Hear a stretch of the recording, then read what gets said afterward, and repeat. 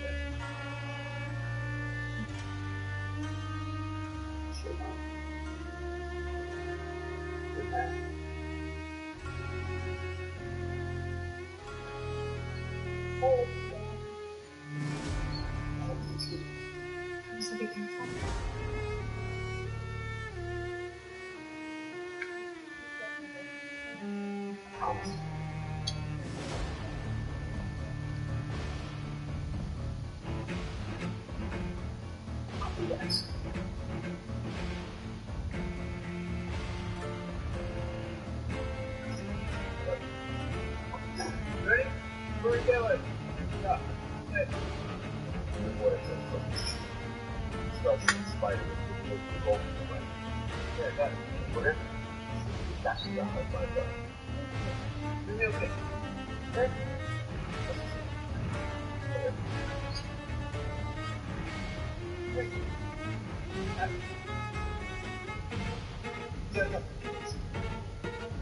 Come on.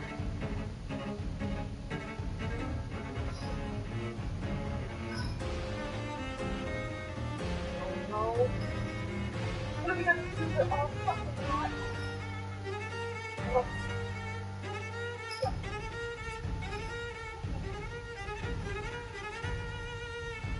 First thing is called out that he was rotten. There's things. So pull up some more runs. Everything that survived the story is rotten.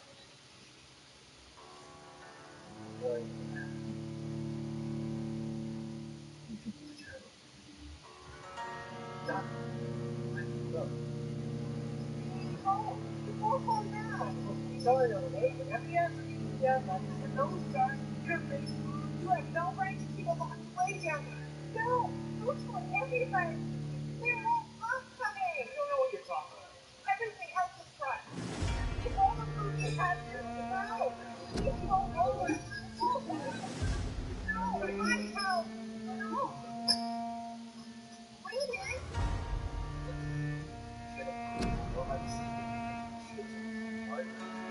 You can't take my pet. You don't. Stop it. I'm gonna fucking get cracked. What are you doing?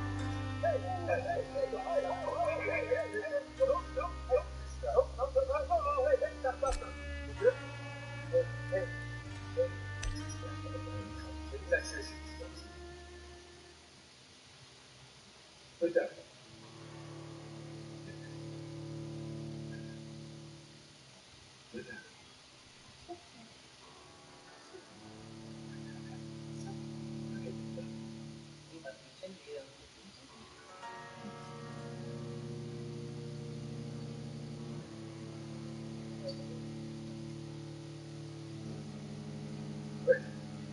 Take my goat now. Huh? Those animals are off limits. Those animals don't truly have now. That's right. They provide anything black milk. They are obesity. If you hadn't noticed, you're running pretty fucking thin on those details. Perhaps I should have considered the offer What from happened that today? candidate fellow. Hey, what happened today was a setback. And I get it. I get that we're scared. I get that we're hungry. But we're still in this thing. We can still win. But whatever we do, we have to do it carefully. We have to make everything last. Okay? But do not Safer break here us. than anywhere else in Pakistan. The only way we go home is together. Okay? So, A giant morgue disguised as a hospital. Doctors hang up nowadays.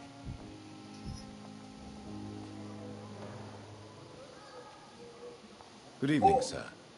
Can I help you? Unless you're here to fix my face. No. I don't think you can help me. I'm Dr. Reed. I've recently taken the position of head surgeon here.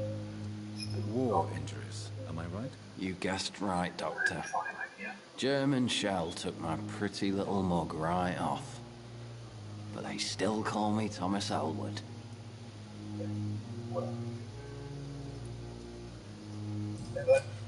Okay? Take that one back. Hey. Come on now.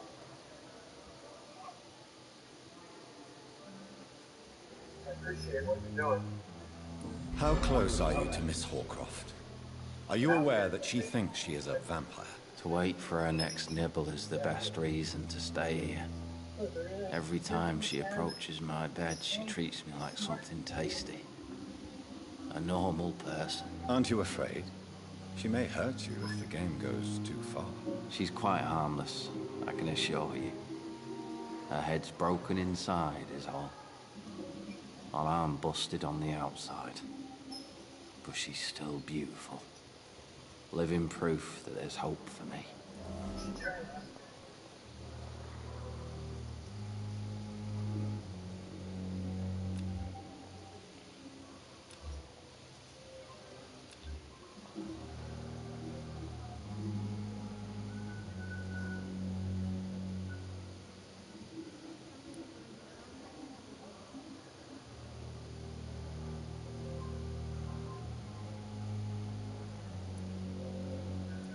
So do you let her bite you? You know that's not sanitary. And why not? She's only supping a few drops of me blood.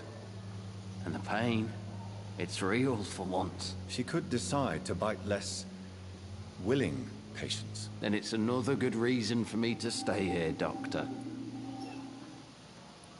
You do realize she's mentally disturbed.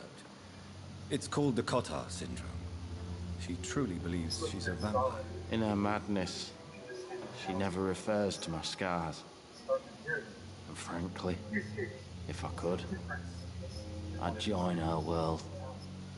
It seems much more fun than the real one. Where were you stationed, sir? Did you serve for long? I really don't want to talk about all this shit. No offense. I was pushing too much. I served in France myself. I just wanted to know what happened to you. You were an officer, weren't you?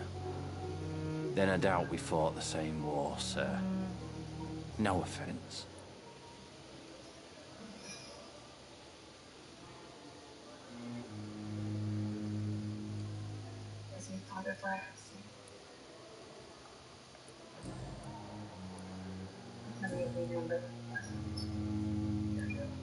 How is your stay with us, Mr. Elwood? Oh, it's bliss. I just escaped death in the trenches to be surrounded again by the moans of the dying. Can I ask you precisely why you're a patient here? It's the pain, sir. The drugs don't work. It just hurts under the scars, if you get my drift.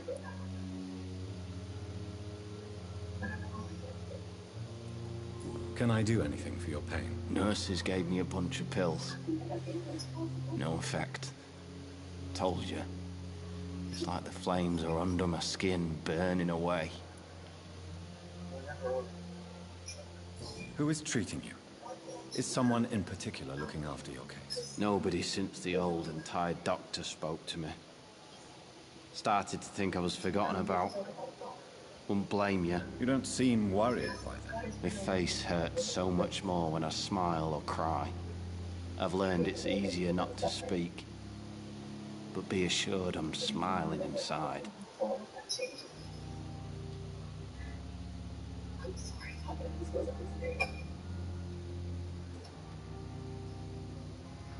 Please, wait. What was his name? What? Goodbye for now, Mr. Elwood.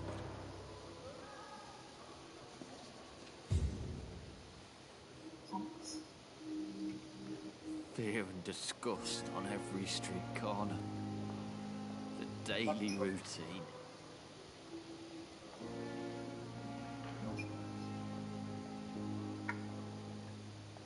This belongs to a man.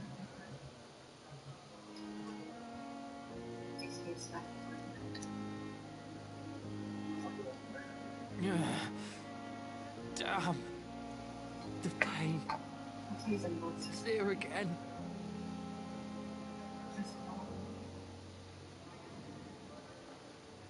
It's you. I would feel triggered. And then I'm going to go push me outside. This is it. Don't waste blood.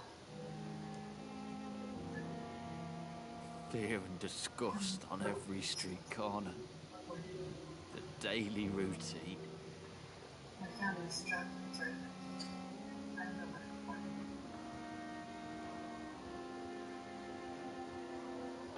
That's not so crazy, right? Damn. The pain. It's there again.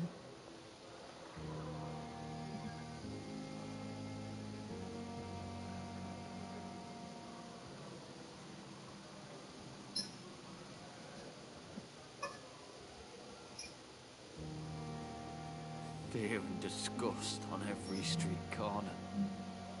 The daily routine. It's still such a little boy. Must have been lucky.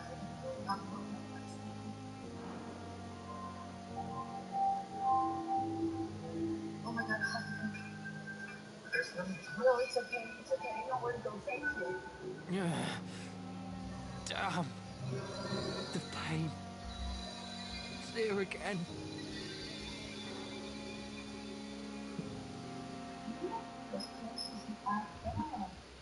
I take that for that problem. Really, what several things.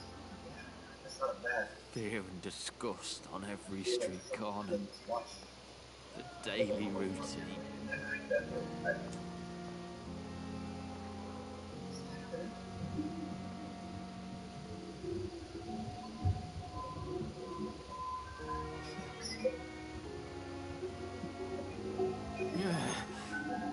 Damn.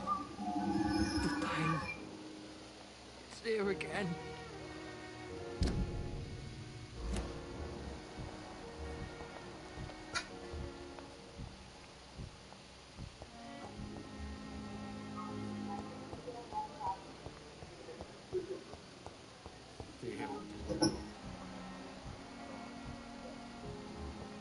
They're looking at them to take the rest. Left? When we got just walk next door and then you get it done. Even if you get everything they tell you, which we won't, it will still be nowhere near enough. Then we gotta talk about that. We gotta figure out if those animals out there feed everyone long enough to have the crop. Soil is poison. Good evening, Doctor. I believe we're going to be working together. Dr. Reed. Dr. Swansea informed us of your arrival, but I could not dare to believe we'd have such good fortune. Such an honor, sir. Thank you. And you are? I am Thoreau Strickland, Dr. Thoreau Strickland. I'm a great admirer of your work, Dr. Reed. We plant small and fun. Different places, different soil.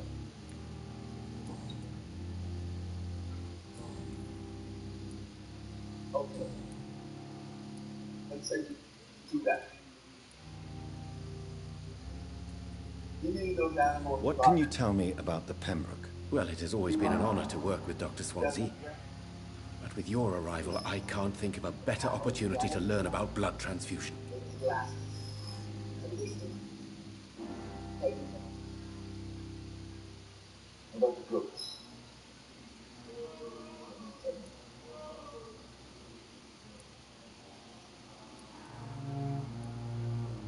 Do you need help with anything in particular? Well, yes, maybe. I'm waiting for a batch of products I ordered for my personal research, yet my supplier seems to have vanished. Do you want me to play the errand boy for you? Oh no, Dr. Reed. But if you went personally to his shop, what with your reputation and all, he wouldn't dare to refuse the products I need. I see. Well, give me the address, for I may pass by if I have time.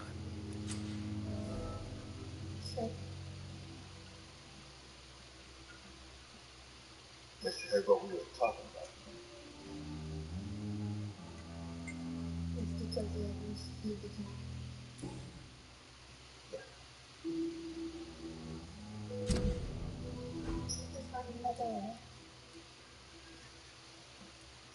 Wish I could do that. You seem quite optimistic. It's a rare and precious attitude in these difficult times. I'm convinced that this epidemic is a test of endurance and dedication for us men of science. Questions remain about our capacity to resolve the situation. True.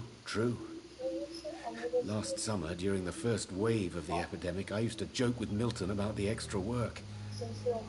We're not smiling now.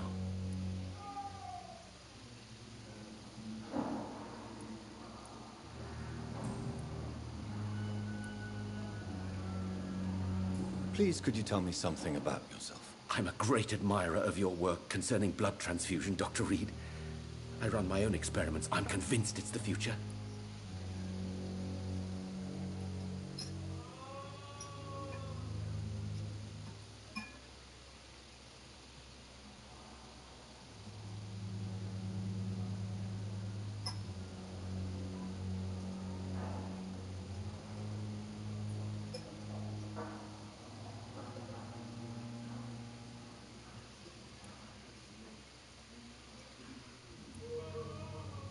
I based my technique on my mentor's research.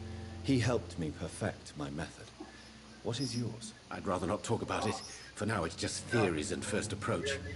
My process is purely experimental and unsuccessful. As long as you're cautious and methodical, you may remain empty-handed, but you won't fail. You're not the first one to warn me, but I am convinced knowledge is the main weapon against the ravages of this epidemic.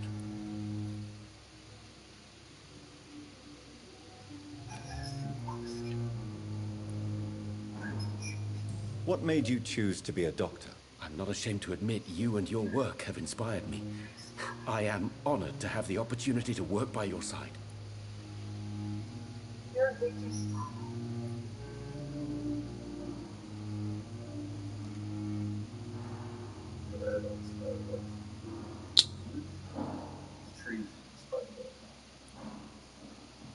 It's always a pleasure to share scientific and medical knowledge with someone eager to learn.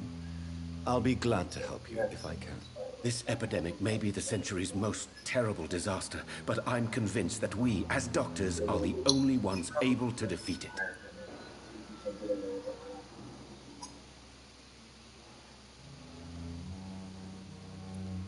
What made you choose to be a doctor? I'm not ashamed to admit you and your work have inspired me.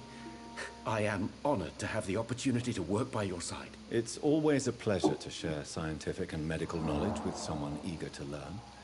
I'll be glad to help you if I can.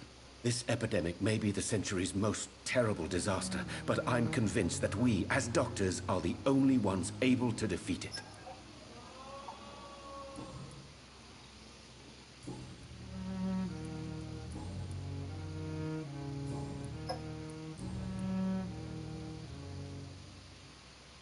Tell me more about your willingness to experiment with new medical techniques. Harvey Fiddick is a patient suffering from a severe injury that could cripple him if not treated correctly. I'm convinced your blood transfusion technique could help him. What is it you really want? To save him, or to prove your point? Fair question. I want nothing but to save my patient, Dr. Reed. Especially since I know Mr. Fiddick's story.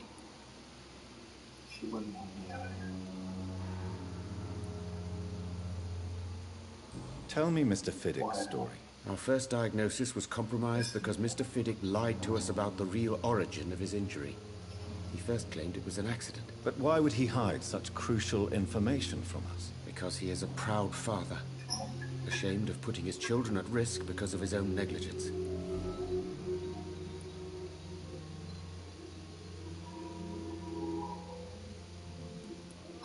This personal involvement could also appear to be a lack of impartiality.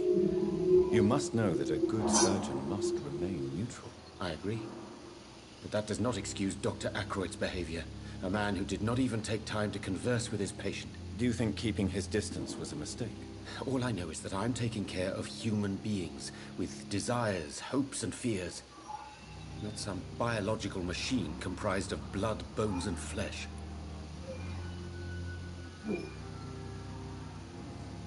There you go.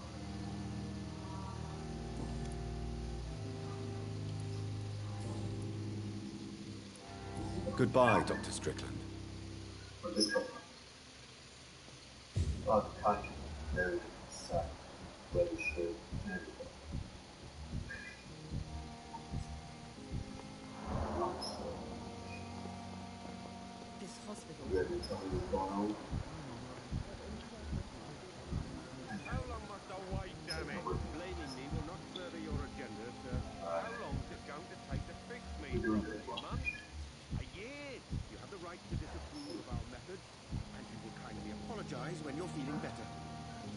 Good evening, sir. I'm Dr. Reed. I believe we're going to be colleagues. Reed? Yes, I've been informed about your arrival. I'm Waverly Aykroyd. Welcome aboard, I suppose. Does my arrival inconvenience you in some way? Particularly share Dr. Swans's enthusiasm for hiring...